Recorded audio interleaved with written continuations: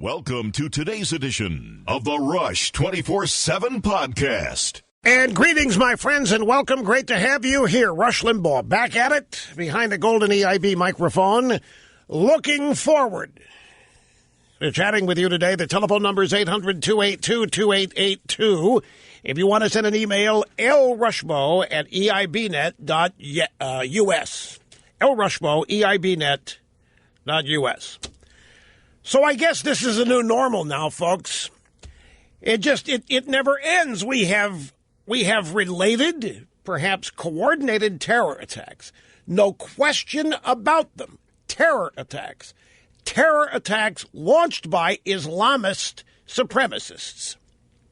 People who believe Sharia law should be the law of the land in this country. And what do we have? We have the political class, elites in both parties, running out every damn time. No, it's not what you see. This isn't terrorism. It can't possibly be terrorism. There is no terrorism in Islam. There is terrorism in Islam. In Islamic supremacy, there is terrorism. It is in their scripture. It is how they accomplish their objectives. And we're going to sit here and we're going to keep pretending it's not happening. We're going to be in denial like this as long as we have people leading this country as we have now. And we're going to end up not being who we are. You remember, ladies and gentlemen, Trump, the first night, the Republican convention, Trump was mocked and laughed at and deeply criticized, made fun of, because the theme of his convention was Make America Safe Again. Remember how the media called that fear-mongering? And a nightmarish view of America. And they said that Trump's got this dark vision of this country, this dark assessment of this country. Well, if you look at the polling data, and if you look at the Electoral College breakouts right now, and if you look at all the problems that the drive-bys admit that Hillary is having with the African-American vote and with the Hispanic vote, guess what else? The drive-bys are back now to this great fear they have that a number of Trump supporters are people who have not voted in many years because they're fed up and they're not being found to be polled or any of that. There is grave concern on the and yet they fail to understand the connection that Trump's voters have with him, and this is the kind of thing that's a big part of it. And it's amazing the bubble that our so-called betters live in, and the reality that's right in front of their noses that they refuse to see. A great example, the drive-by media was outraged at Trump for supposedly jumping the gun and calling the bombing in Manhattan a bombing. They were angrier at Trump for calling it a bombing than they were angry at the bombing. It's stunning to witness this. Now, I think I know why they're mad. Trump really tricked them last week. He told them he was going to have a press conference in Washington where he was going to admit, finally, after exhaustive research, that there was no doubt now that Barack Hussein Obama was born in Hawaii, that he was not Kenyan. So the drive-bys assembled, and they figured they were going to have a great event where Trump had to shame himself and admit that he had been wrong, and they were going to have the time of their lives. They were going to write story after story after story about how Trump had to admit that he was wrong. He was a buffoon. He was an idiot. He was irresponsible. They had the stories written. That's not what happened. Trump, for 20 or 30 minutes, had general after retired military person after retired military person come out and endorse him. Trump led it off by noting how beautiful the room they were in was. It happened to be his hotel in Washington, which he pointed out was coming in early and under budget. And then the last minute or so, Trump's, oh, by the way, we've confirmed that Obama was born in Hawaii. It was Hillary Clinton who got this whole birther notion started back in 2008. She started it. I'm finishing it. Drive-bys livid. They had been tricked. Trump had tricked them into showing up where ostensibly he was going to fall on the sword and admit what a buffoon he was. That's what they really thought they were going to get. And then Trump shifts gears on him, shows all these very powerful, great-looking military guys endorsing him for reasons exactly like what then happened over the weekend with these attacks, that he's the only guy that seems to be interested in defending the country who happens to be running for president. So they were livid. So I can understand them being angry. And I can understand them they're salivating. Trump tricked them. They want to reverse it. They want to trick Trump. They want to have a reason to be able to write that he's a buffoon, and he denied them that reason after setting them up and making them think that he was giving them that opportunity. So they end up being angrier at Trump for calling a bombing a bombing. They were angrier at Trump for doing that than they were angered by the bombing. Hillary Clinton, zombie Hillary. Did you see her Saturday night? Did you? Who in the world in her campaign lets this happen? How in the world could they send her out looking tired, dazed, drugged, I don't know, out of it? Who could send her out? Well, it was an emergency, Mr. Limbaugh. We really didn't have any choice. We had to get her out of bed. Yeah, but it wasn't 3 a.m. Doesn't matter when it was. We had to get her out there. Well, she wasn't ready for on the spot, whatever she had to do. Folks, it's a shame. It's a shame. The poor woman just didn't. I don't know how to describe it. I'm hesitant to get into physical characterizations, but she just didn't look there. Even today, she had a presser today for a little bit, answered 4 questions, all from female reporters. Should we make note of that or not? I think we should. And she was glancing down at note cards at every answer. This is what's in her heart, what she really thinks about these bombings. Well, by the way, she called them bombings, too. She called them bombings shortly after Trump called them bombings. But then she chastised Trump for calling them bombings, jump the gun. So CNN went in and edited her comments and took her reference to bombing out. You notice how much of that there's been going on lately? The media editing Hillary to save her, and they did it in this case. She called the bombing a bombing as well, after criticizing Trump for calling it a bombing, maybe before. And so CNN edited Hillary calling it a bombing out of her remarks, while at the same time they were blasting Trump for calling a bombing a bombing. Now, Hillary's first response, it was last night, I said Saturday night, the days have run together. Hillary's first response last night, well, I mean, it was so low energy. Really, folks, she looked like they had just awakened her. And it was so bad it even started trending, a hashtag trending on Twitter called Zombie Hillary. I didn't make that up. I would like to claim credit for it, but I can't. Somebody on Twitter did it. Well, until Twitter decided to sabotage it so that it wouldn't. Oh, yeah, that happened too. So CNN protects Hillary by editing out the fact she references a bombing. And then Twitter eliminates the hashtag Zombie Hillary. Anyway, doesn't matter. It was so bad that Hillary had to do a do-over this morning on the tarmac at Westchester County Airport. I didn't catch everything she said. Brian, did she put the bombers, the slashers, the stabbers, and the bombers, did she put them in her basket of deplorables? She didn't, did she? I'll bet you $1 to a donut that she didn't put the bomber and the slasher, these slashers, in her basket of deplorables. Well, the basket of deplorables is reserved for Trump and his supporters, half of his supporters. But the bombers, the terrorists, no way. They would never go into her basket of deplorables. Did she talk about the need for us to respect our enemies and have empathy for their points of view? Because she did that once, you know. As she usually says that we must have. That, in fact, that's her definition of smart power.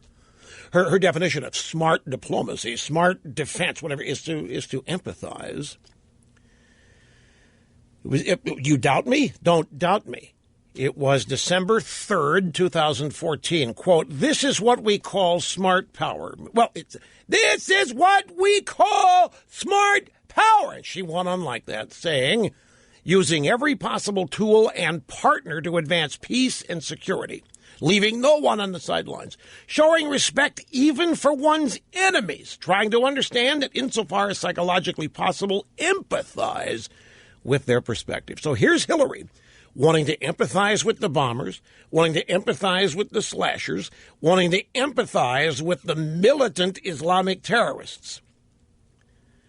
And yet it is Donald Trump and his voters who are the deplorables. And then Obama. Yes, I heard about this. Obama went to a fundraiser over the weekend. And it's interesting, folks. He says this line, almost at every fundraiser. He says this when there is limited media, when there aren't many, just a pool reporter. He says it to big donors. This was an audience of 65 people that had paid anywhere from $7,500 to $65,000 to be in there and listen to him speak. And he said, so this should not be a close election, but it will be a close election. And the reason it'll be is not because of Hillary's flaws, but rather because structurally we've become a very polarized society. And if all you're doing is watching Fox News and listening to Rush Limbaugh, a lot of misinformation on a regular basis, it's very hard for you to think that you're going to vote for somebody who you've been told is taking the country in the wrong direction. Now, he does this at fundraisers. He doesn't say this kind of thing publicly very much. The reason for this. But when he's speaking to fundraisers, in fact, I'll give you a little comparative lesson here. It was in the second term of George W. Bush's presidency, and he was coming down here to South Florida for a fundraiser appearance to donors, not people who had not donated. This was a glad hand, shake hands, hey, how you doing? We love you. Little cocktail party for existing donors, big donors. It was a local house down here. I was invited to go. I went there. And after the cocktail party, what happens is the donors then assemble. I'm sure it's how the Democrats do it, too. The donors assemble, and the president came in and made remarks, and he spoke for 45 minutes off the cuff. And I know I mentioned this to you, and I've referenced this a number of times. The way Bush spoke to those donors was unlike the way anybody saw him speak on TV in front of cameras. There was no hesitancy. There was no stuttering. There was it wasn't unsure of himself at any point. He was just matter of fact, A, B, C, D, and E. Here's what's going on in the world. Here's what I'm doing. Here's what your donations have allowed me to do as president, blah, blah. And he held nothing back. And in fact, at one point, he looked at me and said, you better not say anything about this on the radio. And everybody laughed. And I put my hands up. Who, me? Everything here's off the record. Everybody laughed. But that's the point. He says things in these donor groups that they don't say. And that's what Obama does. They all do it. It's part of the song and dance you have to do with donors. You have to do certain things to make them feel special. If you're not giving them an ambassadorship, if you're not helping them get through a tax audit, if you're not setting them up in wind and solar failing business, if you're not doing, you've got to make them feel special somehow. And this is standard operating procedure. And one of the ways the president does it, and I'm sure senators too, is you feed them information not in the public domain that the president himself would never even say publicly, or not very much. And that's what this was. I'm sure that's what Obama does at these fundraisers of his. And it's a fundraiser where he said bitter clingers, talking about religious Christians and white people he thinks are so unnerved by what's going on, they cling to their guns and their religion for any sense of normalcy. It's these kinds of events where these statements come in. This one where he blames me in Fox News. So it's to donors that he makes the statement. Now, why? Well, the donors, by many definitions, are going to be some of your most ardent, some of your most energetic, some of your most extreme supporters. I mean, you got people made up of people who bundle other donations and make their own. You're talking about people who deal with minimums of $250,000 in either fundraising or donations or combination. So they are true believers, and they want red meat. And apparently Fox News and Rush Limbaugh equal red meat for these people. And Obama knows it, so he fed them the red meat. That's why I'm very honored, folks. I am one of the premier fundraisers for the Democrats. My name gets thrown out any time they want to really irritate extreme leftists. and extract big bucks from them. If I got a commission on all of the money the Democrats have raised by maligning me and throwing my name out there, I could retire. I could have retired many, many moons ago.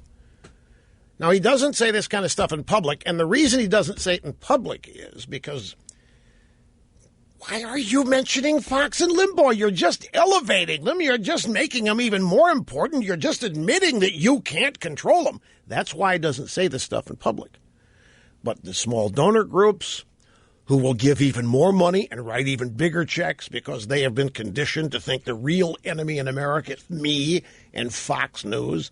And so that's why it's done. Some people say, Rush, you're living rent-free in Obama's head. Maybe, but it's also a calculated usage because it works for their fundraising. Obama, by the way, at a press conference today said that there is no connection. He sees no connection whatsoever between the Minnesota Mall stabbing attack and the bombings in New York City. Nothing to see there. Not one connection. On CNN, this was about 10:30, between 10:15 and 10:30. You ready for this? But yeah, that's another thing. They've caught the bombing suspect. They captured a guy in New Jersey. And I swear I thought the picture was Cuba. Wait till you see the picture, because the only thing in the picture are dented, beat-up, lime green Volkswagen rabbits. Is that what they're called, rabbits? Bugs, that's it, the bug. The kind Arlo Guthrie drove to the draft. No, that was the bus. He drove the bus to the draft office in Alice's restaurant. These are little lime green. Look, it looks like downtown Havana where this guy was arrested. Actually, New Jersey. There he is on the stretcher. Anyway, there was an expert on CNN, and I didn't get the name, between 10:15 and 10:30, who said, literally quoting, 2 or 3 lone wolves may have gotten together.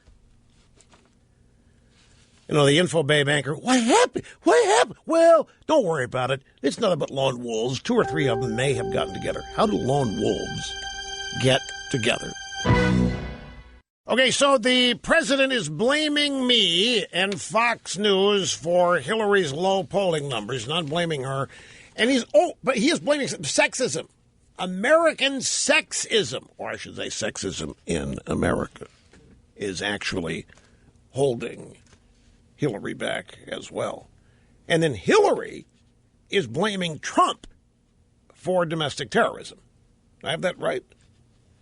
So the buck stops where? By the way, it was pointed out to me that Hillary Clinton would no way put the bomber or the slasher in the basket of deplorables, because it's entirely possible that the fathers of the bomber and the slasher might show up at the next Hillary rally. Well, you remember, the father of the guy that blew up the gay nightclub in Orlando ended up right behind Hillary on stage at a rally that she did soon thereafter. And he was out there bragging about it. And she said, and their staff said, well, we didn't know. But it's entirely possible that the family of these perps could well end up at the next Hillary rally. So obviously they will not end up being in her basket of deplorables. Further comment on all of this after having set the table here. We'll be back and continue that right after this, folks. Don't go away. Welcome back. Rush Limbaugh, the cutting edge of societal evolution. 800-282-2882 if you want to be on the phones. Okay, so let's review before we get into the commentary aspect here. Saturday, guy goes on a stabbing spree at a shopping mall in St. Cloud, Minnesota, while making references to Allah, as in Allahu Akbar. 9 people injured. Giant press conference, FBI, local police, everybody that you can think of is there at the stage to announce what they are doing vis-a-vis the investigation. Meanwhile, a device explodes in Seaside Park, New Jersey. About 80 minutes later, 80 miles away in New York City, a bomb goes off. In Chelsea, in fact. Almost 30 people hurt. An unexploded device found nearby turns out to be a pressure cooker bomb. And you want a story about that? It happened to be a reporter who saw it. You know what the reporter thought it was? Honest to God, I'm not making this up. Reporter saw this second bomb and said, wow, that looks like a science experiment. Now, why would a reporter stumbling across what is obviously a bomb think it is a science project? Well, remember the kid from Dallas? The young Islamic kid who made a science project that was a clock, and there was nothing technologically advanced about the clock. It was actually a timer, explosive device. But everybody, oh, what a great kid. See, this proves it. This proves that Muslims have nothing to do with terrorism. It's a great science project. So the media reports this garbage, and it sticks with them. So potential bombs are just nothing but science projects. That's what this reporter thought. Thank God the reporter thought to call somebody, because there was a second device, and this was shrapnel inside a pressure cooker. That is a serious bomb. The same kind of bomb that the terrorists... I'm sorry. We're trying to empathize with these people, right? The same kind of bomb, how the hell with that? Same kind of bomb that terrorists used at the Boston Marathon. Pressure cooker shrapnel in there. Then the all-left, the wacko extremist leftist mayor of New York City, Bill de Blasio, comes out. First reaction, the new normal. It's not terrorism. I don't care. Whatever you think, it isn't terrorism. You got it? It isn't terrorism. In fact, he didn't even want to use the word. It was a deliberate act. What will they call this now? Non-workplace violence? They're going to have to call it something. If they don't want to call it terrorism, what are they going to call it? Non-workplace violence? Fort Hood, as you know, the terrorism there was workplace violence. So after the guy goes on a stabbing spree in Minnesota, making references to Allahu Akbar, 9 people injured. A bomb goes off, Seaside Park, New Jersey. Then 80 miles away in New York City, another bomb goes off, and another bomb found 30 people there wounded. Same kind of bomb terrorists used in Boston. The mayor comes out, it's not terrorism.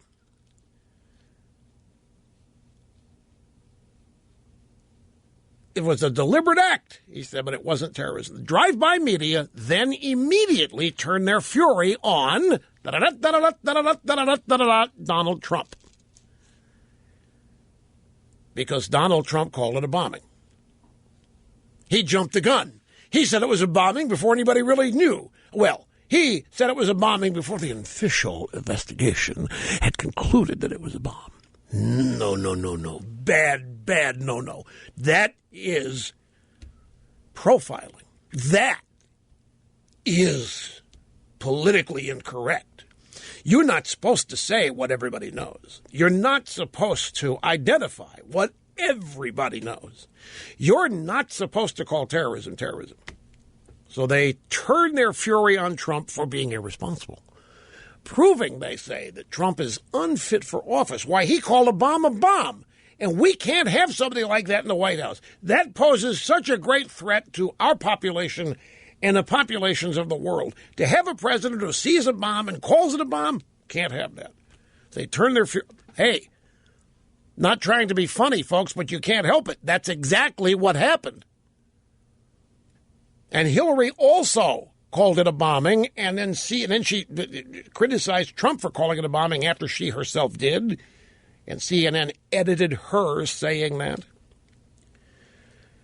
The Minnesota attacker was killed by law enforcement, was later identified by his father as Dahir Adan from Somalia. We don't know if he's a Somali pirate or not, but we do know he was a Somali terrorist.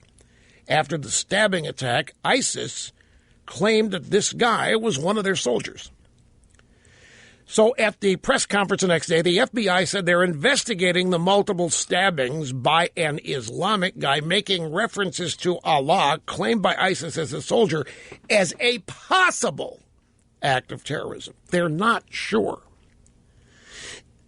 They don't know what the motive could be. It's just like right out of San Bernardino. They don't know what the motive was. They can't find the motive.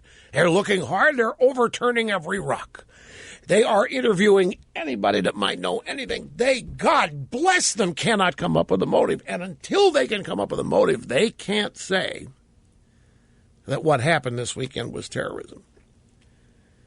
Authorities in New York and New Jersey are reported to be searching for a link between the incidents, but it's going to be tough because they're a bunch of lone wolves. And by definition, lone wolves don't have linkage. Except on CNN, an expert said, well, maybe these 3 lone wolves just coincidentally acted at the same time. Well, then how can they be lone wolves if there was coordination? How can that possibly be?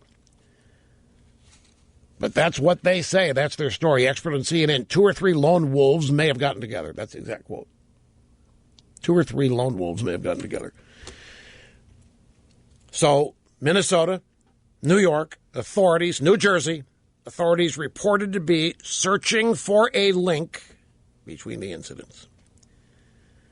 While everybody in America can tell them what the link is. Radical Islamic terrorism. No, we're not supposed to say so. Trump's dead on right, calling out bombing and terrorism. And he didn't just do that. He went on and attached Obama and Hillary to it. And did you hear that Hillary goes to Silicon Valley, or she makes a plea. First thing she said was she rips Trump because his rhetoric is creating all these terrorists. His anti-Muslim, anti-Hispanic, anti-this, anti-that rhetoric is making all these otherwise worldly, peaceful people really mad. That's right. You have peaceful, worldly people, highly sophisticated. They're minding their own business, and they hear Trump. Trump makes them so mad, they become terrorists. Hillary's out there warning everybody that's exactly what's happening. Except then, practically the next thing out of her mouth was she asked her supporters in Silicon Valley to help her on the internet stop the recruitment of terrorists for ISIS and other groups. So I said, wait a minute now. If Trump is causing all of these new terrorists to join up because he's making them mad, things he's saying, then what in the world has the internet and recruitment got to do with it? What do you mean internet recruitment? I thought it was Trump's fault. But that's what she's out there saying. And not looking good when she's saying it, folks. It's not. Something is wrong. But I guess she doesn't have pneumonia anymore. She's up and about. I mean, I don't know. Just doesn't look well. So, terrorist attacks, Democrat denials of domestic terrorism, unvetted refugees. Hillary is promising to increase the numbers of these kinds of people she wants to allow into the country by factors of 100,000. Ransom payments to Iran. Do you realize the latest number? It might be $33 billion we've transferred to Iran to get this nuke deal done. If anybody, what is Iran? Iran is the world's largest state-sponsored terrorism, and nobody denies it, not even John Kerry, who, by the way, served in Vietnam. Could we not then say that maybe Obama's responsible for this? He's funding, he's paying $33 billion to Iran. And in addition to all that, they're going to end up with nuclear weapons. So terror attacks, Democrat denials of domestic terrorism, unvetted refugees with the Hillary Clinton promise of more, ransom payments to Iran, murders of innocent Americans in sanctuary cities. secret email servers, unreleased Wall Street speeches for which Hillary was paid $20 million in 2 years, a candidate claiming good health, collapsing and seizing up on a beautiful late summer morning. These are the events that are shaping the 2016 election. And I'm telling you, the Democrat Party is in abject denial. They wonder why Hillary's not doing well. All they have to do is just remind themselves of the recent events I just cataloged here that anybody with half a brain could do. Terror attacks, Democrat denials of terror attacks, unvetted refugees coming into the country with Hillary promising to increase the number, ransom payments to Iran, innocent Americans being murdered by illegals in sanctuary cities, secret email servers, lie upon lie upon lie about trafficking in classified secret data by way of those email servers, speeches to Wall Street banks, 20 minutes a pop, $250,000 a pop, $2 million, or $20 million, I should say, over 2 years. And then they tell us that the candidate is in great health. She's robust and she can't be seen more than twice a day, 2 days in a row, without them being sequestered to recover. And then everybody has seen her collapse and seize and have to be thrown into a van. And everybody heard it was pneumonia, which nobody believes. These are the events shaping the 2016 election. Not soaring speeches laced with platitudes, not white guilt, not Bush derangement syndrome. The majority of the American people really, really want to end all of this crony capitalism, crony journalism, crony justice, and the desire to end all of these crony relationships that exist among the elites and the ruling class.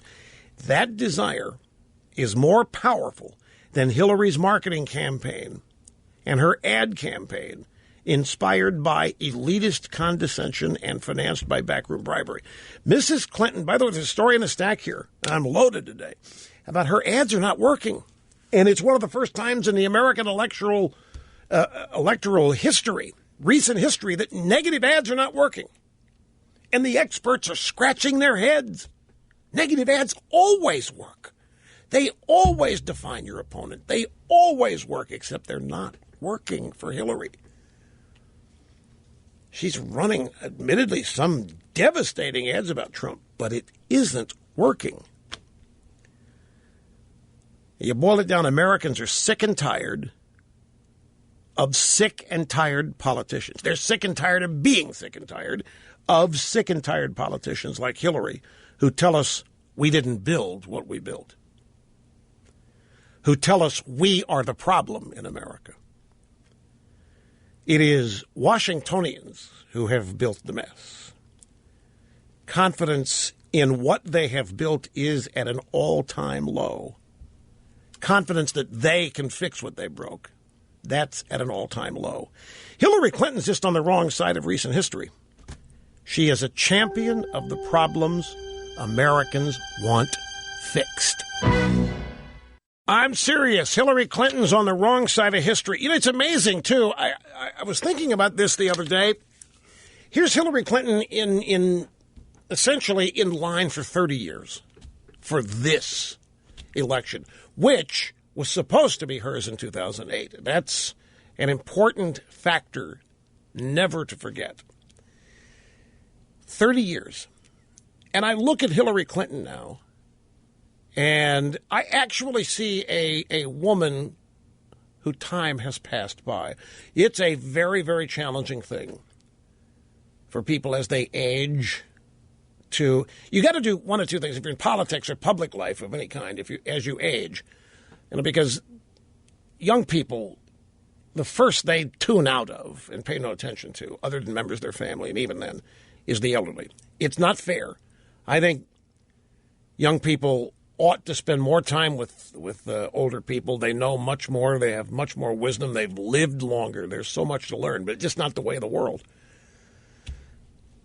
youthful people, particularly this millennial generation, they have no interest in, and by elderly, it's not elderly, but I'm talking about 55 plus, 60. In the time you get close to 70, they have no interest unless you have a way of relating to them. Or unless you have such a stature that you command respect regardless of age. And there are public figures of age can do that. I look at Hillary Clinton, and this is not partisan. I'm making an actual value judgment just based on what I see. I see a woman that time has passed by. Her politics are the politics of 10 years ago. Her approaches, her strategies, her way of characterizing the enemy politically, her way of winning, everything is out of a playbook that is out of date now, and particularly out of date because Trump is not even using it.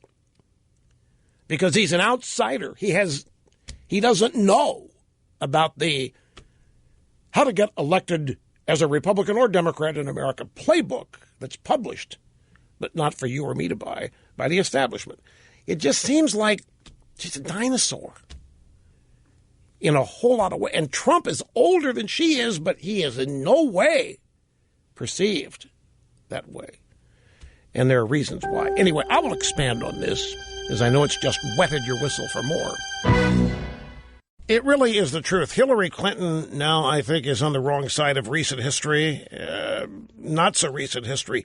Hillary Clinton has become the champion of the problems that Americans want fixed. In other words, what she wants to do is what we want fixed. Okay, so I can see how this is going to fall out now. Because they're now saying that the suspect didn't do anything to hide his tracks. So he can't really be a bad guy.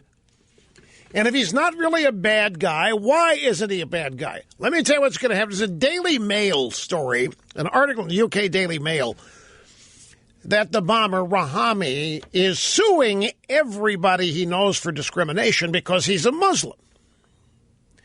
So, see, this guy's smart. He knows exactly how the American left and the media and the social justice warriors out there are going to react. Here we have this poor Muslim, this poor guy. It is what Hillary meant when she said we have to empathize and psychologically understand our enemies, because this guy was suing everybody. They were discriminating against him because he was a Muslim. So his anger is legitimate. This guy encountered what America has become, according to Hillary and Obama. Just a cesspool of racism and sexism and bigotry and Islamophobia. And this guy is his wit's end. He tried every way, and he still couldn't stop people from discriminating against him. So what did he do? He put his bombs out there. But look, even at that, he only put his bombs in trash cans and dumpsters. He didn't really want to hurt anybody. Not really. Trash cans and dumpsters, who goes there except for the homeless? And the left is known to sacrifice them now and then for a convention or two, so it doesn't matter. That's going to be the way they're going to spin this. He's a Muslim, been suffering from discrimination. People have been making fun of him. That's what happens to minorities in this country. He was at his wit's end. He wanted to get somebody's attention, so he put a couple bombs in a dumpster and a trash can. He didn't want to hurt anybody. And so the very last thing that we should do is to stereotype Muslims as terrorists. You mark my words. That's how I see this, right? That's exactly how I see it playing out. Maybe even before the end of the busy news day today. The mayor of Elizabeth, New Jersey, the press conference. And he felt the need to thank New Jersey's congressional delegation for the money that he uses to pay the police. And then Senator Menendez had to speak to praise himself for all of his great work. So the "you didn't build that" crowd is now out. Look at what we built. We got the money to pay the cops.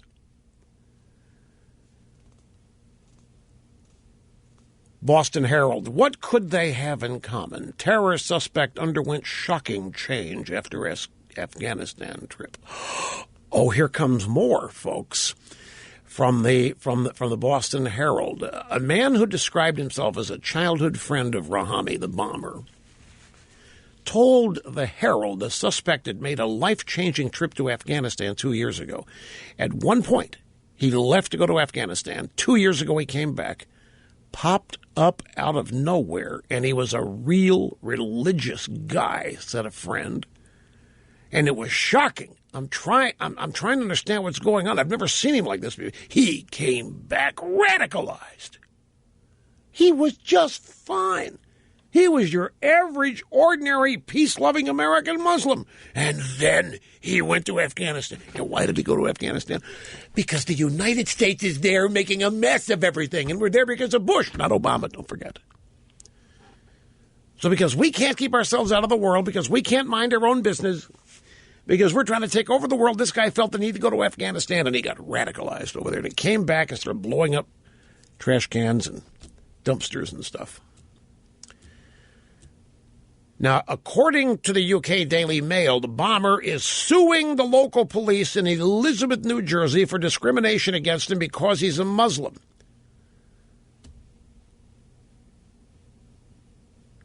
His father and his brother brought the lawsuit together in 2011. They said that local residents had racially abused them and said Muslims don't belong here. So the Rahamis, that's the bomber family name, claimed discrimination, false arrest, and abusive process that left them suffering distress, embarrassment, and damage, and their only last recourse was bombs in trash cans and dumpsters.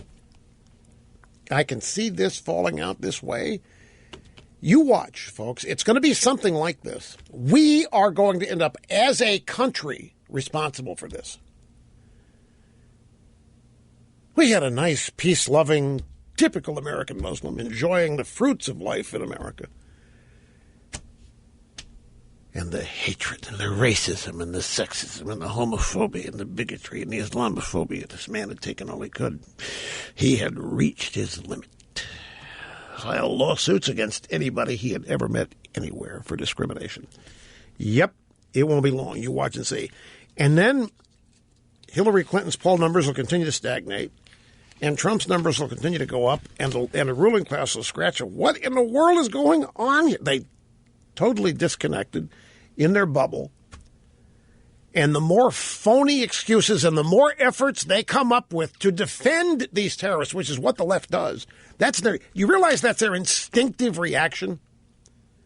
The instinctive reaction they have is to find some way to explain and justify why these terrorists do what they did. The first step of that is not calling them terrorists.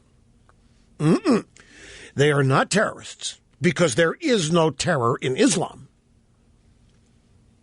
And so next they start looking for the cause. They start looking for who did it, because the perp is never responsible, you see.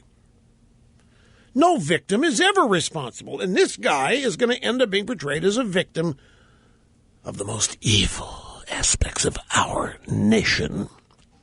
You watch.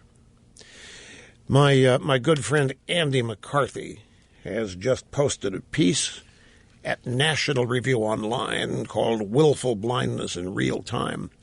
I'll just give you a couple excerpts because this is right on the money.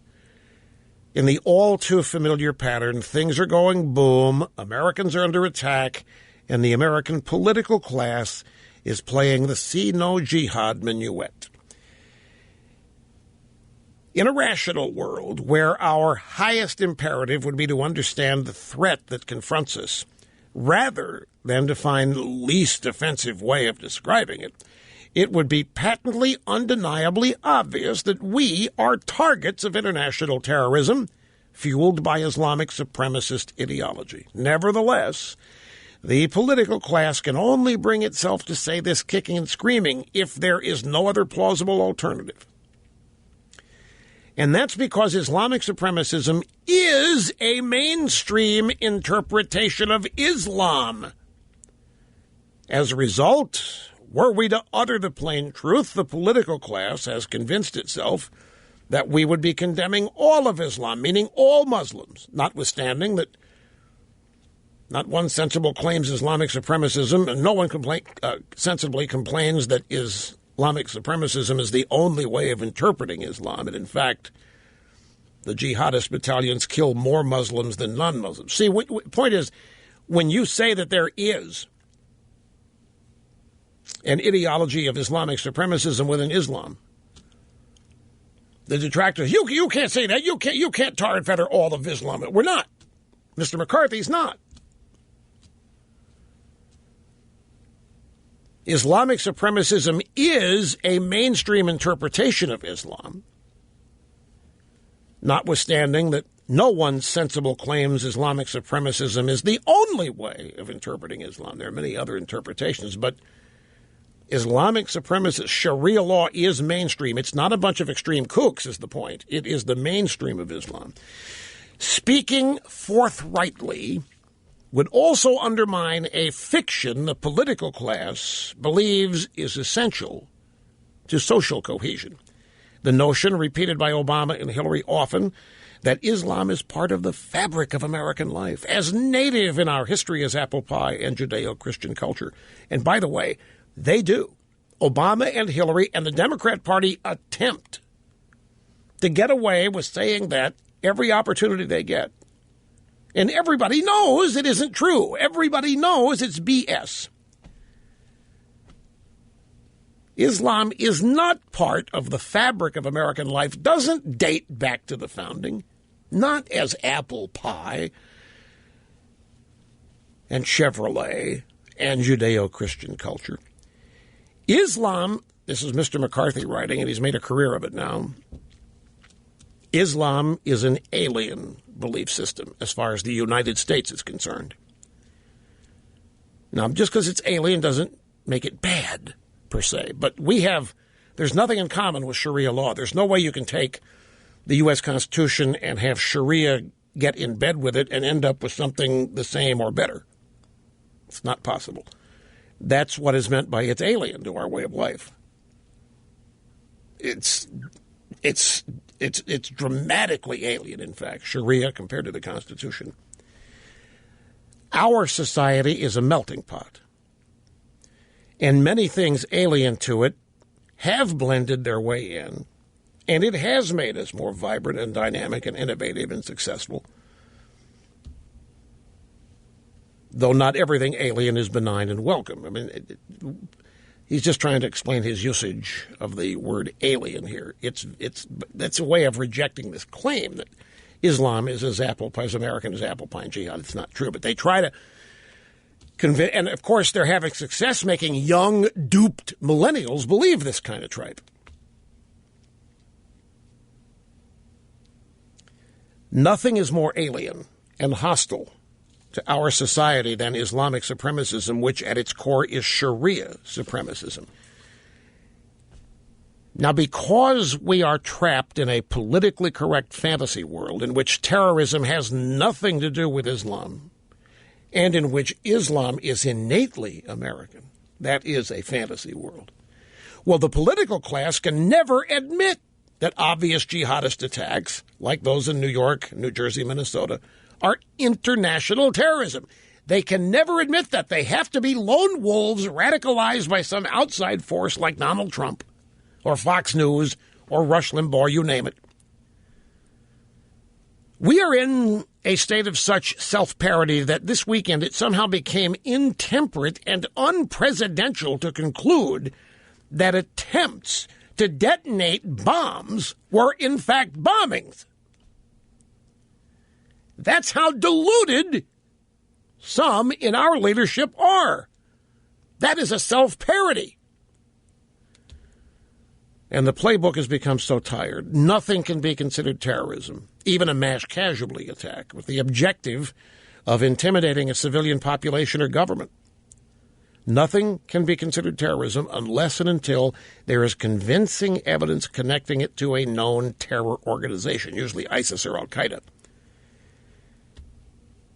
It is acceptable, you see, to label as terrorism an attack connected to ISIS or al-Qaeda because the political class has pronounced them as non-Islamic. How many times have you heard Obama say ISIS has nothing to do with Islam? So you can say that terrorism attaches to ISIS all day long in their book because you're not tying it to Islam. Here's the problem. The enemy that unifies the terrorist siege against the U.S., Israel, and the West, the real enemy is Islamic supremacist ideology, which wants to bring the world under Sharia dominion. The enemy, the real enemy, is far more important than ISIS and al-Qaeda because the enemy is what created ISIS and al-Qaeda. Islamic supremacist ideology is where ISIS got its ideas, is where al-Qaeda got its ideas. It was the catalyst before those jihadist organizations even existed. And Islamists or Islamic supremacist ideology is going to be around long after ISIS and al-Qaeda are gone. And they're going to be around for as long as we fail to take it on without apology and discredit it in the light of day. And we don't have anybody in our current leadership that is willing to get anywhere close to that. We don't have anybody. Obama, Hillary, nobody in the Democrat Party, and many in the Republican Party don't want to get anywhere near discrediting Islamic supremacist ideology because they can't. They've gotten themselves boxed in to where there isn't any terrorism in Islam. And so this can't be Islamic supremacist ideology. This is a bunch of extremist kooks. And if we continue to deny and live in our little fantasy world of politically correct empathy and so forth, these attacks are going to continue to happen. And we're not going to correctly identify them and thus not prepare for the next ones. And it's just going to be a repeated cycle. And with every repeated cycle, the Democrat Party is going to blame the handiest Republican for it all. And if there's not a handy Republican, go back and blame Bush. And the cycle will just keep repeating. The thing to note, in that scenario, with the Democrats in charge, Hillary Clinton in charge, Obama, people who think like that, this never ends, folks. And if you want it to end, you have got to get rid of people whose actions essentially allow it to continue. And that would be Obama, and that would be Hillary, and Crazy Bernie, and Elizabeth, what her name, Warren, whatever these people, whoever, Democrat leaders in the House, Senate, White House, wherever you go, they and the way they act, the way they believe, the way they talk, perpetuate all this.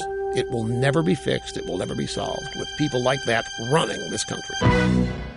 Okay, to the phones we go. I've had diarrhea of the mouth here for an hour and a half, but you have to forgive me, folks, because I was not here on Friday. This has some time to make up. By the way, thanks to Mark Stein for sitting in that day. We're going to start in Austin, Texas. This is John. Great to have you, sir. Hello. Hello, Rush. How are you? Very well, sir. Quick note. Hillary and the press have been blaming Trump for starting these people I'm nervous, starting people being angry and mad and causing them to do these terrorist acts. It's all his fault. Why can't he turn that around on her and say, look, they're doing the terrorist acts, but they're doing it because they know they won't be prosecuted. She's aiding and abetting them, or the party is, and the press is, by not prosecuting them or calling them what they are. He can turn this on her so easily. I know what you're thinking, and I don't disagree with it, but I actually think that Trump is on offense right now on all this. And it would be a tactical error to react to what Hillary is saying, because that immediately transfers you to defense. By nature of doing so, virtue of doing so, you're defending yourself against a Hillary charge. Hillary's charge is absurd. Now, I know the absurd is believed by way too many Americans. I understand that. But, folks, there isn't anybody around who actually thinks that this is all happening because of Donald Trump. It's been happening much, much longer than Donald Trump has been around. Trump, by the way, is already doing what you suggest. He's just doing it without mentioning. He's blaming Obama and Hillary for this. He's not waiting for them to blame him. And when he does accuse them of creating the circumstances for this, he's doing it in a way that doesn't appear to be reacting to what she's saying. He's on offense on this and needs to stay on offense. He is the only one in this campaign who's properly characterizing what is happening here. He's calling it bombings. He's calling it terrorism. And he's the only one calling for it to stop. Amazingly, Hillary and the others don't really talk about stopping it. They talk about understanding it. They talk about building a bridge of commonality or understanding with these people so that they will stop on their own. But there isn't any active policy to stop this because in their world, it's random and has nothing to do with anything you can predict, which is absurd. I have so many great sound bites today. We're up now to 38, and I don't see a way of getting to all of them, so I'm going to have to try to cherry pick some that may not even fit in terms of coordinating with what I happen to be talking about at the moment, but some of them are just really good, and I want to get to them. But before we even get to those, let's go to Obama this morning in New York. He was at the Palace Hotel speaking about the status of the investigation into the bombing in New York City on Saturday. The investigation is moving rapidly. And what is there to investigate? As is my practice, I'm going to leave it to the FBI and law enforcement to provide details. Right. I think everybody is aware at this point that there is a person of interest who is the focus of the investigation, and the FBI can give you further details in terms of how that is proceeding. Now, what are you doing? It does not help if false reports or incomplete information is out there. So try to, as much as possible, stick to what our investigators say because they actually know what they're talking about. You know, this is a big... Right before Obama came out, they had announced that suspect had been caught. And Obama didn't know. They sent him out there, and he didn't know. I guess.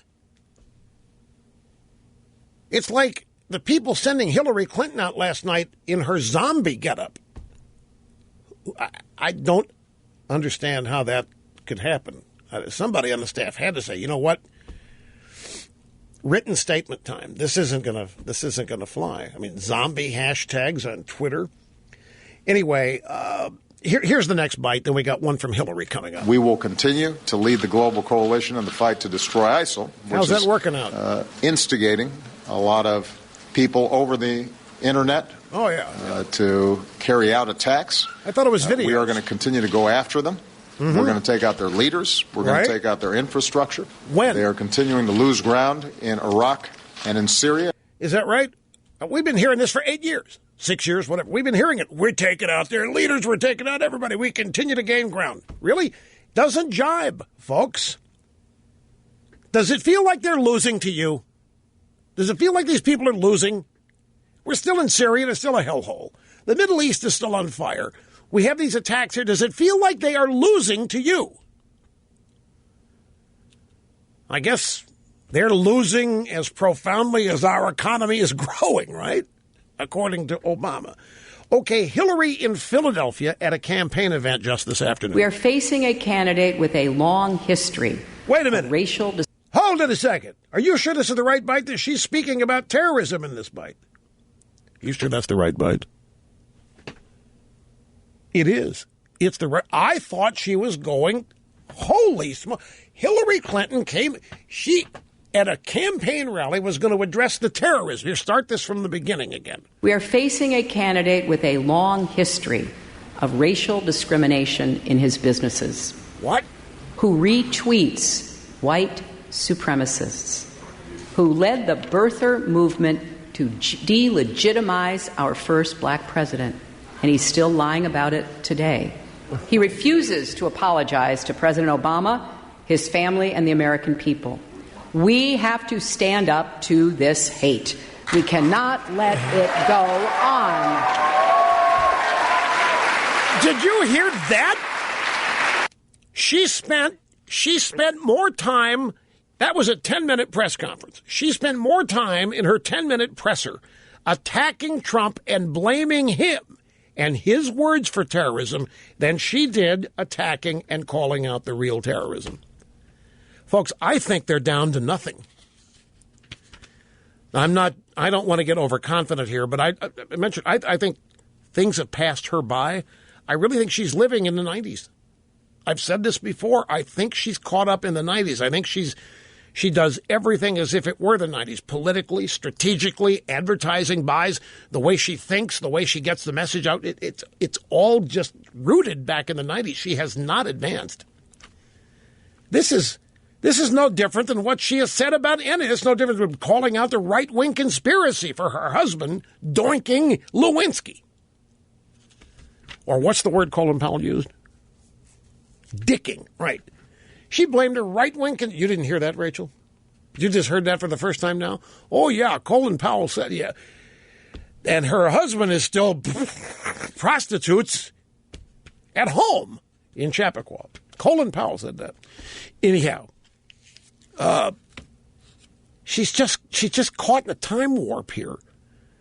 And it seems to me not wishful thinking. I do not incorporate wishful thinking in my on-the-spot, from-the-heart analysis. If I'm wishful thinking, I'll tell you that that's what I'm doing. And I really sense that things have passed her by in the sense that she's still a dinosaur. It's not that she doesn't want to modernize and be relevant. She just doesn't have it.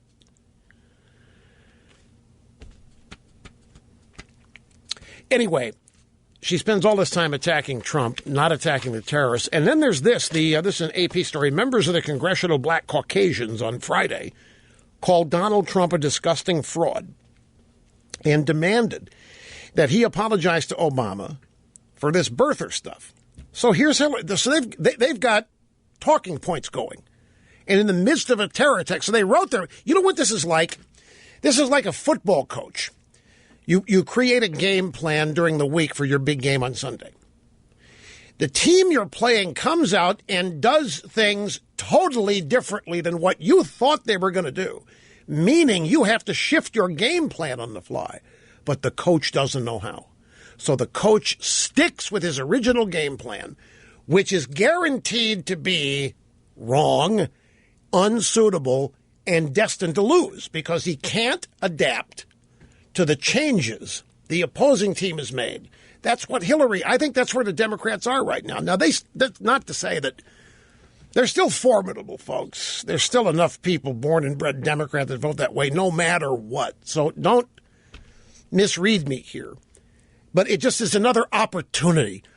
For those of us in the never Hillary crowd, this is another opportunity. She is not there. She doesn't have the physical ability to be there every day, number one.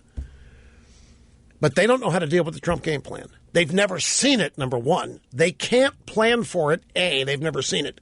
They try to plan for it on the fly. So Trump does things they see one day, the next day, maybe the same, and they game plan for that the next day, the next week. Trump comes out of nowhere the next day. They're befuddled. And so all they've got is to go back to Trump's a racist, Trump's a mean guy, Trump's unfit, Trump's inept, they can't specifically deal with what Trump's saying or doing because they can't catch up with it. And it's the same thing here with the Congressional Black Caucasians. They called Trump a disgusting fraud, demanded he apologize to Obama for the birther business. One by one, outraged members of the Congressional Black Caucasians denounced the Republican presidential nominee who for 5 years was the chief promoter of the false notion that Obama was born somewhere other than Hawaii. It was started by Hillary, and I've got Democrats in the soundbite roster here today who admit it. And in the upcoming break, I'm going to find them, and I'm going to play them for you when we get back from the break. Representative Hakeem Jeffries, Democrat, New York, called Trump a two-bit racial arsonist who has fanned the flames of bigotry and hatred. Representative G.K. Butterfield, Democrat, North Carolina, called Trump a disgusting fraud who had no proof of his false claims. Representative Barbara Lee, Democrat, California, said Trump is a liar. They have been reduced to name-calling. That's all they've got. That's all Hillary had in that soundbite. That's all she had. He's unfit. He's racial, verbal bombs. Let me take the break. I'm going to find these sound bites. Maybe I can get a little help from people who know what numbers they are to line these up. I know Patty Solis Doyle is one of two or three of them in here, where they pretty much admit that Hillary started this birther. The Hillary campaign started it in 2008. Okay, here we are. We're going to start with Mark Lamont Hill. Friday morning on CNN's At This Hour. Trump stating that Obama was more near. This is after the press got snookered. They showed up at Trump's D.C. hotel thinking that he was going to apologize for 20 minutes, beg for forgiveness, and ask the media to realize he was. They thought he was going to follow us. They thought they were going to be able to destroy Trump for 2 days, and Trump turns the tables on him and gives 20 minutes of generals endorsing him and 1 minute, maybe 20 seconds, of blaming Hillary for starting the birther thing and then crediting himself with ending it. So they're fit to be tied after this. So on Friday, here's Mark Lamont Hill. This is the first bite about this whole subject. Listen. This was absolutely repugnant. First of all, Donald Trump has never given a speech this short before. On any issue, he talks for hours sometimes when it's supposed to be 5 minutes. He gave essentially a 30-second, perhaps, message that President Obama was born in America, period. And even then, he didn't take full responsibility for his contribution to the dialogue. I don't disagree with him that Hillary Clinton had some soft moments of birtherism, sending out the Kenya picture, doing other things in 2008. Well, okay. I don't disagree with Trump that Hillary had some soft moments of birtherism, sending out the Kenya picture. This is a picture in 2008 that the Hillary campaign found of Obama looking like an imam. He's wearing the turban and the robes and everything, and there's a hookah in the picture. Well, I'm dreaming there. And Hillary sent the photo out during the birtherism period. It was, as he says, soft birtherism. Yes, it was birtherism once removed by prediction. Well, look at this guy. Is he really an American? Look at the way he's dressed here. So Mark Lamont Hill, after expressing his indignation that Trump tricked him, then had to admit that Hillary had been involved in the birtherism long before Trump ever came along. Up next is Hillary herself. March 2, 2008, 60 Minutes on CBS. Steve Kroft said, "You don't believe Senator Obama is a Muslim, do you?" Of course not. I mean, that's, that there is no basis for that. I take him on the basis of what he says, and, there isn't any reason to doubt that. You said you take Senator Obama at his word that he's not a Muslim. You don't believe that he's a Muslim? No, why would I? There's there is nothing to base that on, as far as I know. Whoa. As far as I know. But now stop and think of this. Why is Kroft even asking her? This is 2008, March of 2008, early March the 2nd. Why is Kroft even asking her? Why, he must be asking her if she thinks he's a Muslim because maybe it's already being discussed out there. And who would be discussing it? The Hillary campaign. That's who his opponent was. Or her opponent was Obama. And they had published that picture of Obama looking like an imam and then other things. He didn't look like the Ayatollah. Pick one. He looked like any one of them you've ever seen. The question, therefore, is legit. The Hillary campaign's talking about Obama's he may be not born in America. So Cross said, "Well, you don't believe he's a Muslim, do you?" "Well, not as far as I know." Patty Solis Doyle, a former Hillary campaign aide. She was the campaign manager in 2008. Friday afternoon, CNN Wolf Blitzer question. Someone supporting Hillary Clinton was trying to promote this so-called birther issue. So Wolf admits it. Hillary, at her press conference, at her campaign rally, denied the whole thing, accused Trump of starting it. There's no question it started in her campaign. So Wolf asked Patty Solis Doyle, somebody supporting Hillary is trying to promote this birther issue. What happened? There was a volunteer coordinator I believe, in late 2007, I think in December, one of our volunteer coordinators in one of the counties in Iowa, I don't recall whether they were an actual paid staffer, but they did forward an email that promoted the conspiracy. We let that person go. I called David Plouffe, who was obviously managing Barack Obama's campaign in 2007, to apologize and basically say that this was not coming from us.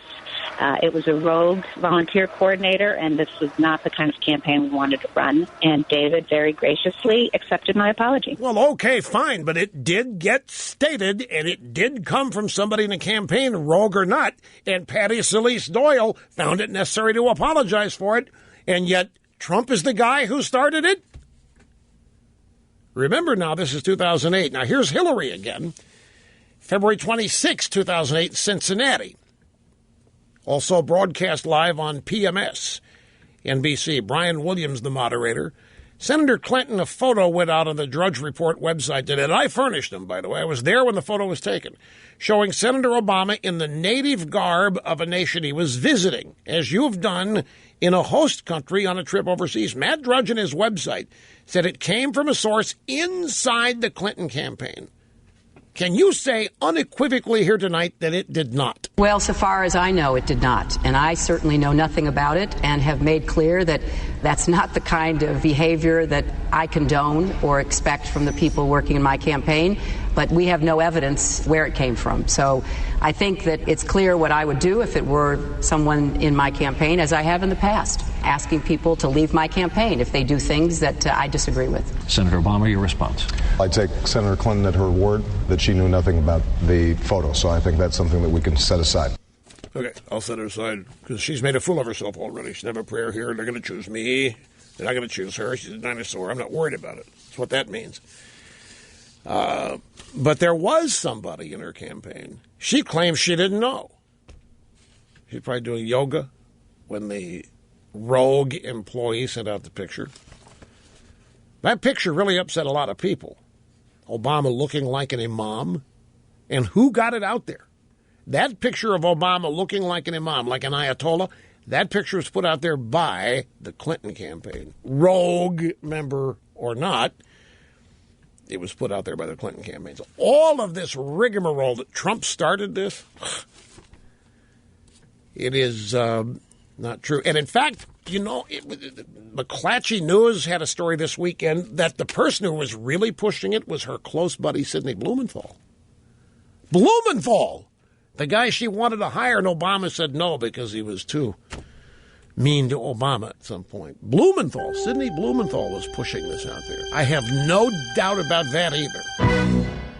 Once again, my friends, the perception of time just speeds by here on the fastest 3 hours in media. A little break here at the top of the hour. We're going to have Mike Pence on for a couple of minutes at the top of the next hour. It'd be about 9 minutes. I had 8 or 9 minutes he's got with us today. Vice presidential candidate Mike Pence. I want to weigh in on the terrorism story, the way it's shaking out. And then we'll be back to your phone calls for the remainder of the hour and some of these other great sound bites we've got. So we'll be back. Don't go anywhere. And welcome back, folks. Great to have you with us. A one and only Rush Limbaugh program, meeting and surpassing. And proudly so. All audience expectations every day. Great to have you. Telephone number 800-282-2882. We have for just a few moments with us the vice presidential nominee, the governor of Indiana, Mike Pence, on the phone with us. Governor, welcome and great to have you back. Thank you, Rush. Good to be with you from Mason City, Iowa. Mason City, Iowa. You know, Governor, I know you're going to be gone by 2:15, so when 2:15 hits, I want to let you know, because I know you've got to run. But I want to run a couple things by you here. President Obama is funding terrorism, i.e. with Iran, to the tune now maybe $33 billion, leaving our borders unprotected.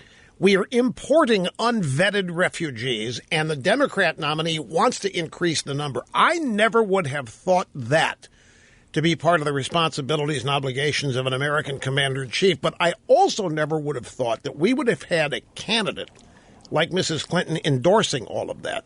This is We have bombing attacks, we have stabbings, and immediately Donald Trump becomes the target and the blame for it. How are you all reacting to this today? Well, it just is extraordinary. First I would just say, how our hearts do go out in our prayers to people that are recovering from injuries and from Minnesota to New York, and also how grateful we are for the brave first responders who have moved forward, and even in Linden, New Jersey, within the last few hours apprehended a suspect in the case. So it is truly a miracle that no one lost their life this weekend over the series of terrorist attacks on our shores. But I take your point, Rush, that it is remarkable that while Hillary Clinton and Barack Obama continue to refuse to name our enemy, which is radical Islamic terrorism, that Hillary Clinton used a press conference today to attack my running mate, Donald Trump, saying that, in fact, his rhetoric was, quote, giving comfort to our adversaries, in her words. Well, the only thing that gives comfort to our adversaries is weakness. The only thing that will alarm or put fear in the hearts of our adversaries is the absolute assurance that we will have an American president who will rebuild our military, marshal our resources, rebuild our alliances, and confront and hunt down and destroy those who would bring violence to our citizens or inspire violence here at home. It's incredible. We have the Benghazi attack, for example, which was clearly a planned terrorism attack. And what do? Blame some hapless guy who made a video that nobody had ever seen. Now we have these events here and San Bernardino, previous events like this, and these same people, every one of these perpetrators ends up a victim somehow in their world. Well, they're justified. They're discriminated against as Muslims in this horribly racist country. We have got to empathize with them, Hillary once said. That's smart power. Mr. Vice President nominee, they don't seem to be doing anything. They don't seem to be oriented toward solving any of this. None of the actions they want to take or say they're going to take will do anything other than perpetuate this. Well, I'm not sure that Hillary Clinton and Barack Obama know that we're at war. The White House spokesman today actually said that we were in a, quote, narrative fight, in a narrative battle. What is that? What is that? I don't even know what that is. I be honest with you, I was just mystified by it. I know that we've got American military personnel in the region, in Iraq, fighting ISIS on the ground in Syria.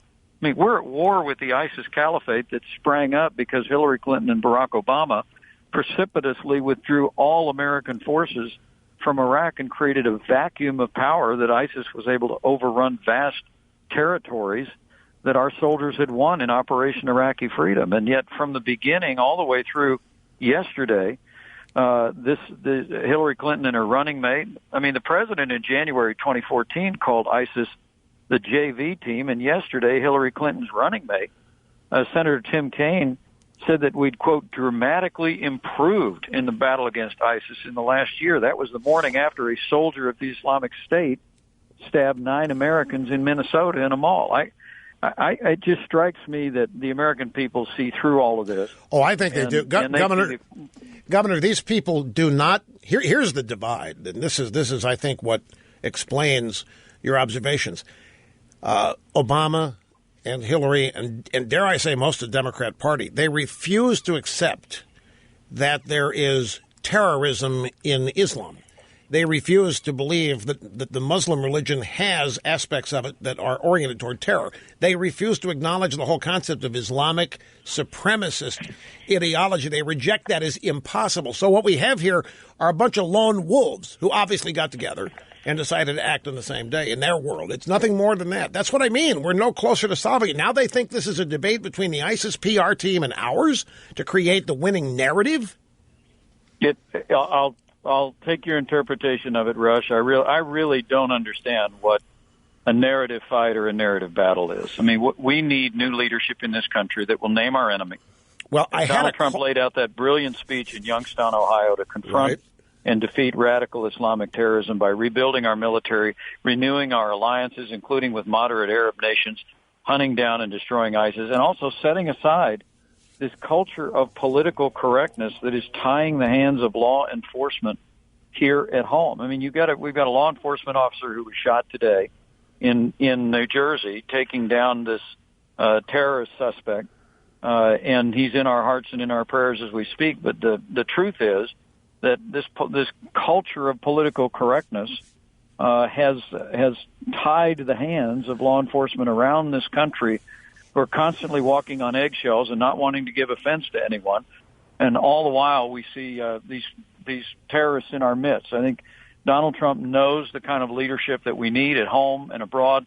I think the reason why you see this campaign developing such tremendous momentum is the American people know that America needs to be strong for the world to be safe and for the American people to be safe. And that'll happen when Donald Trump becomes president of the United States. You have a lot of people who really are angry over Trump being blamed for this by Hillary. I've had a couple calls today from people with their own ideas about how you ought to respond to this. There is a palpable thirst on the part of many of your supporters for you guys just to launch back at Hillary and Obama when they try to blame you for this. What is the strategy that you have dealing with this? Because you know that their media is on their side, and if they say Trump did this, Trump's responsible for it with his rhetoric, they're going to carry that ball. How do you guys plan to react to it, if at all? Well, I'm going to be doing a series of events here in Iowa today. Donald Trump is traveling to Florida later today. Look, we recognize weakness arouses evil. The American people know this, and we're going to call them out. 7.5 years of the weak and feckless foreign policy of Hillary Clinton and Barack Obama has weakened America's place in the world, and it has emboldened the enemies of our freedom. And that our enemies will respond only to American strength. And but I'm going to tell you, I'm going to at our events here in Iowa and going forward, I just think that the fact that Hillary Clinton today said that my running mate's rhetoric is, quote, being seized on by terrorists, and in particular ISIS, as they're looking to make it into a war against Islam. To me, this is once again ready, fire, aim by the Democrats. They just simply don't know that this is not a narrative fight. It's not a narrative battle. We are at war with radical Islamic terrorism. We are at war with the ISIS caliphate, and what we need is a commander-in-chief who knows that, who understands that, who will give our military the resources they need to make that fight, pull our allies together, including moderate Arab nations, and hunt down and destroy ISIS and other terrorist organizations at their source. Well, Governor, thanks very much. We've reached the time that you have to go. You have a hard out today because your schedule's so busy. And thank you for being able to squeeze us in today. Thank you, Rush. Honored to be with you. Governor Mike Pence, Indiana, who is the, of course, vice presidential nominee. As I said earlier, ladies and gentlemen, I really want to try to develop this a little further. I'm walking a tightrope here. I don't want to give anybody the impression that I think a lot of people see this and agree with me. And I certainly don't want to convey the impression that I'm convinced Hillary's going to lose. I'm not caught up in a false sense of hopefulness here. But I guess it's been gnawing at me for a while, and I've never actually put words to the thought. It just seems to me that times have passed her by. She seems stuck in a time warp back in the 1990s in terms of strategy, tactics, how to run a campaign and win an election. And it's right out of the establishment handbook. I mean, there is a way the establishment crowd runs their campaigns. They have their consultants. The Democrats have a very predictable modus operandi, and the Republicans have a very predictable modus operandi in terms of how they're going to run their campaigns. And if you have a history of winning, then you repeat the strategy and you repeat the tactics. But it just seems as I watch Hillary and the way they're going after Trump, they're not even taking Trump on issues, which would seem to me, if given Trump's the novice, the outsider with no insider and establishment experience, no governing experience at all, it seems to me that they would tackle that a bit, but they're doing the name-calling routine, and I consider saying he's unfit and unsuitable and ill-tempered. That's all part of name-calling. And it's to me, it's vacant. It doesn't seem like they really are up to speed on what they're up against. I think the falling polling numbers that she has, the high untrustworthy and dishonesty numbers that she has indicate this. Now, there are stories today that she is at risk, that she's losing Hispanic voters left and right, and on the cusp of losing significant African-American support. Now, I want to go back to the Hispanic aspect of this for a second, because what have we been told by the people in the establishment that run these campaign playbooks? The Republican playbook for the last 4 elections, certainly 3, has been something along the lines of, if we don't support amnesty and comprehensive immigration reform, we are never going to win the presidency because we are never going to get a significantly high number of Hispanics voting for our nominee. In other words, the playbook and the strategy has been, we have got to show Hispanics that we are not what the Democrats say we are. We're not racist. We're not anti-Hispanic. We don't dislike them or anything. So we've got to come out for amnesty. We've got to come out and endorse lawlessness just like the Democrats do. And the Democrats are the first people to tell us this is what we have to do, by the way. We have to agree with them or we're never going to win. As though the Democrats care whether we win the White House ever again. And yet, look at what's happening. Hillary Clinton, who believes in amnesty and open borders and unvetted refugees by the hundreds of thousands, is losing Hispanic votes. A Republican nominee who is in no way associated with amnesty, who says he wants to build a wall, who says he wants to increase the vetting procedures on Muslims and Syrian refugees and stop the flow of illegals, is winning Hispanic votes. Maybe winning them a little slower than Hillary is losing them, but still, the old strategy, the Republican playbook on how to win the White House again by getting Hispanic votes, is so far off the beaten path as to be inoperative now. But when you listen to Hillary speak, whatever the issue is, there are certain ways you go about characterizing your Republican opponent, no matter who he is or she is or what they believe or not. And that's what she's doing. And it's all predictable. We've heard it all before. And it all works when you're talking about somebody who is of the political class. It was easy, their strategy they ran on Romney, for example. Rich white guy doesn't care about people and didn't care about the family dog and didn't pay his taxes. That kind of character assassination works against a Republican who's already in elective office or has been. But it doesn't work so much against a guy like Trump. Not in the way it works against another insider or member of the establishment who happens to be running. I just don't think that they have the ability to adapt their game plan to the Trump campaign. And I think the evidence is the falling polls and the stories, the accompanying stories of how worried the Democrats are about this. They're worried about her health. They're openly saying to the New York Times now, a number of Democrats are openly admitting they're really worried about her health and what it means for the campaign. And they're worried about her lying. And they're worried about the fact that she's not at 70%. They really thought that if Trump got the nomination, that Hillary was going to smoke him. Their egotistical view was, well, we are the elites. We are the establishment. We run all of this. We control politics in America. This guy Trump, he doesn't know diddly squat. Hillary Clinton, my God, the best insider we could have nominated to go up against this buffoon. And look at what's happening. The buffoon is tied her practically everywhere. There's a Reuters poll out that has her back up 4 today. But it's the only one that's the LA Times USC poll has Trump up 7.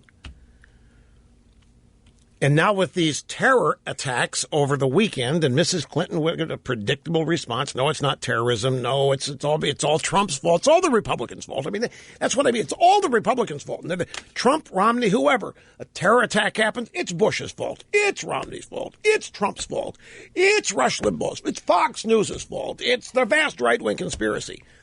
It's tired and worn out. And the bottom line is that Hillary Clinton's policies and Obama's perpetuate the status quo. You like terror attacks? They're going to continue under Obama and Hillary because Obama and Hillary are not interested in identifying the problem and thus stopping it. Therefore, she has become a champion of the very things the American people want fixed. Here is Kathy in Toledo, Ohio. Great to have you on the phone, Kathy. Welcome. Hi, Rush. I just wanted to get your take on the report that was released today from DHS that where they said at least 859 people who were supposed to be deported were, quote, accidentally given citizenship instead. And I just don't understand that once they realize that, why they can't be sent back now. Well, I just now happened to see the story about 15 minutes ago. I happened to see, and I haven't even clicked on the link. I get it in my list of things breaking as the program is happening, and I haven't had a chance to. So you told me more about it than I know, aside from the headline that they mistakenly granted citizenship to 800 people supposed to be deported. I don't. With that number, it's a relatively small number, unless somebody knows these 800 and really wants them here for some reason. This just sounds like typical government. Just can't do anything right. Sounds. This goes along with what Trump was saying about, how we're not even set up to vet properly, and yet they want to even bring in more people. But it's even more. It's just the general inefficiency of bureaucracies as they grow and become less and less accountable. The reason that they're not going to they've granted citizenship to them, they can't withdraw it. That would no doubt look horrible. They said it was something to do with their fingerprints or something. There was some problem with. That's all I know. I heard it from it was on Fox earlier, and they said something about due to something with fingerprints, they accidentally were given citizenship instead of being deported. Yeah. I said, you ask, how in the world is that you see that? That cannot be an accident. That's too big a differential to be an accident. Somebody had to want this to happen. I know that's a natural reaction to it, but I just think it's typical of bureaucracies and the inefficiency and incompetence of them. This is why people don't trust the government, and I'm telling you right now, people were saying that they think maybe it's because are these people able to vote now that they're citizens? What's going on? Yeah. It's just like, well, you say that people don't trust government, but it's very frustrating. The same people that don't trust government demand government fix everything. After they break it, they're the first people to demand government do something about it. It's one of the most frustrating things in politics to me, if we can categorize that as politics. But I think this is the kind of thing that's going to feed all kinds of conspiracy theories. And anyway, I've got to take a break here. I'll have more on this when we get back, though, Kathy. I appreciate your call. Do not vanish here, folks. Here is Stacy in Atlanta. Great to have Stace. How are you doing? Hey, Rush. How are you? Doing especially well. Thank you very much. Listen, I just can't take this anymore. I can't take them saying that Trump's words are worse than Obama funding the terrorism. He's actually sending them money to make this happen. Yeah, the $33 billion to Iran. Exactly. And we're supposed to buy it all day long. Well, please keep doing what you're doing. Hey, Stacy, are you the Stacy of the old insurance company days? No. You're not. You're not. Well, we used to have somebody named Stacy from Georgia who was an expert in health insurance and other insurance, and she'd call here regularly. You sound just like her. That's not me. Okay. It doesn't matter. You're so honored. Pardon? I said, this is my first time, and I'm so honored. Oh, well, I am too. I'm glad you got through. But no, this. We've been discussing this today, that Obama and Hillary and the media are angrier at Trump for calling it a bombing before the official investigation disclosed it, then they're angry at the bomber. And Hillary had called it a bombing, too, except CNN tried to protect her and edited those comments out of her remarks. Unbelievably so. They'll circle the wagons, and they have to do it a lot. Have you noticed lately? The media is having to circle the wagons to defend and protect Hillary a lot. So Trump comes out and calls it a bombing and says we're not going to put up with it anymore. We've got to get to the point we can stop these things from happening and properly punishing the people that do it. And they just have a cow over on the left. You called it a bombing? Oh my God, we haven't had enough. It blew up. We had a garbage can. We had a dumpster. They blew up. What do you think it was? But you can't call it a bombing before the investigation has concluded that it was a bombing. That is irresponsible. That's working people up into a frenzy when it may not be necessary. Well, what was it? Look, this is the thing. Everybody knows what's going on. And Hillary Clinton and Barack Obama are seen as, I don't know whether they get this or not, they're seen as defending it. They're not seen as defending the actions. They are seen as defending the people who do it, which then justifies or permits the action to be misrepresented in terms of who's behind it and why they do it. But at the end of the day, Obama and Hillary and the way they talk about this essentially permit this stuff to continue. And they make it clear that there's no way they could ever make it stop because they will not admit that they know who is doing it and why. They will not admit that. To do that would be politically incorrect, and we can't do that as good leftists, and so forth. And it is highly dangerous. And if that, you think about Trump being unfit, for crying out loud. If anybody is demonstrating an unfitness for office, it's Hillary Clinton, particularly when it comes to the safety of American people.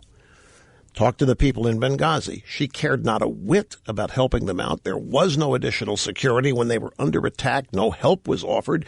And after enough time went by, Hillary's reaction, what difference does it make now? 4 Americans are dead. What difference does it make? How? She really said that to a congressional hearing. So I think it's all getting tired. I think that because she's vulnerable and because of the sickness, because of the ill health, the seizures and the collapsing, people are looking at her with a little more scrutiny than if she were standard Democrat picture of health running around with all kind of vim and vigor. She's just not.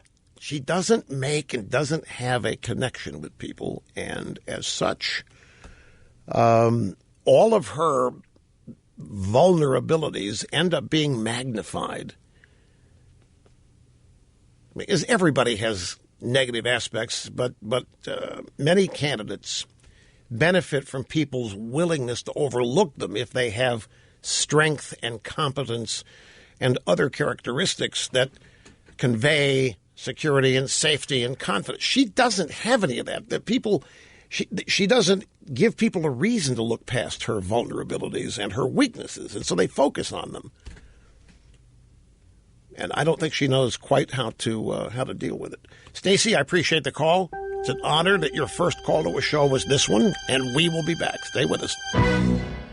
Yesterday, ladies and gentlemen, I flew into Kansas City for the funeral, the memorial of a really good guy, a great, great friend of mine from the days that I lived in Kansas City. I was in Kansas City from 1975 through 84. It was 10 years. And I met Ernie Mai, M-A-I, is how he spelled his name. I met him around 1980. It was shortly after I had started working at the Kansas, maybe before. It was right around the time, 79, 80, it was in that area. And I've told you about the shack that I lived in. And it was. I lived in Overland Park, Kansas, which was considered a very upscale zip code, but not my part in it. And I was one of these people that bought a house, had no business buying a house. It was 79, it was 80. Interest rates were 12, 13%, and the whole thought process was, you've got to own a house. You're throwing away money renting. You've got to buy a house. I didn't have enough. I didn't earn enough money to own a house and keep it up, and I didn't have enough money to really buy a decent house. But I got caught up in the whole home sale business. I met Ernie by way of the real estate agent that sold the house. Ernie was her next-door neighbor. When I go over to see her, she introduced me to Ernie and his kids, and we became fast friends. And yesterday I was listening to people talk about Ernie in the memorial. For some reason, it just struck me what a crapshoot it is for everybody to make it in life. I mean, it really is a crapshoot. Making it emotionally, making it financially, making it career-wise, it really, nothing is guaranteed for vast majority of people. And it so depends on the people you meet in your life. The kind of inspiration you get, the kind of hope you get, guidance from your family, of course. Ernie was just the nicest guy, and he worried so much that I had bought this house. He worried it was literally going to fall in on me.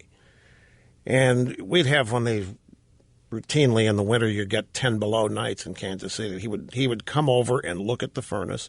His business he restored. He was a construction business. He restored burnt out office buildings and homes. Specialized in restoring items destroyed by fire, properties destroyed by fire. And he'd come over and he'd just look at me, and I'd ask him about the furnace or the air conditioner. He'd just looked like Jack Lemmon, by the way. If he'd look at me and just shake his head as though you're in a hopeless situation here. You are living on a wing and a prayer that this thing is going to stop working tonight. And it was funny. He had the greatest kids, and in fact, I couldn't even afford a lawnmower, nor did I have the time to mow the yard. It was 18-hour days during homestands, so he sent his kids over to mow the yard every 2 weeks. They'd show up in the car, get the lawnmower out of the trunk, and they'd mow it, smiles on their faces. And I would do my best to get them Royals tickets when I could.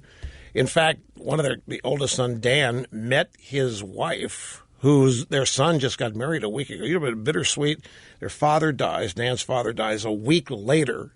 Their son's wedding. It was a bittersweet moment.